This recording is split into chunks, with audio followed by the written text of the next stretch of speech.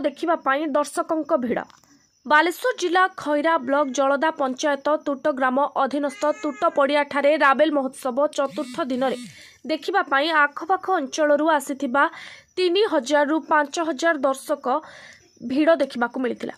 चतुर्थ दिन महाप्रभु श्री जगन्नाथ पाखरे प्रदीप प्रज्वलन कराଯାई पूर्वतन विधायक पद्मलोचन पंडा एवं युवनेता नीलमाधव पंडा, युवनेता अणुमाधव पंडा एवं कोषाध्यक्ष राजेश महाकुड़ को फूलतोड़ा एवं उत्तरीय दे संबर्धित करने सहित साउंड माध्यम मत व्यक्त रखिथिले।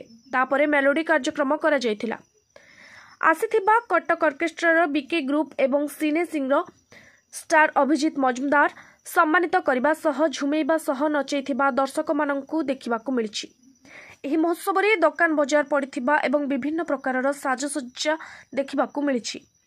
आयोजित राबेल महोत्सव सभापतित्व रे राधाकांत दास एवं हरेकृष्ण बेहेरा अनुष्ठित होइथिबा बेले संपादक उदय कुमार जेना, मुख्य वक्ता कमलाकांत कर, निरंजन जेना सम्मानित अतिथि भावे उदय नारायण पंडा, उपेन्द्र प्रसाद पाणिग्राही मुख्य अतिथि भावे पूर्वतन मंत्री तथा विधायक पद्मलोचन एवं युवनेता डॉक्टर अणुमाधव पंडा एवं युवनेता नीलमाधव पंडा एवं भारतीय जनता पार्टीर कोषाध्यक्ष इंजीनियरिंग राजेश महाकुड़ मंच परिचालना करथिले।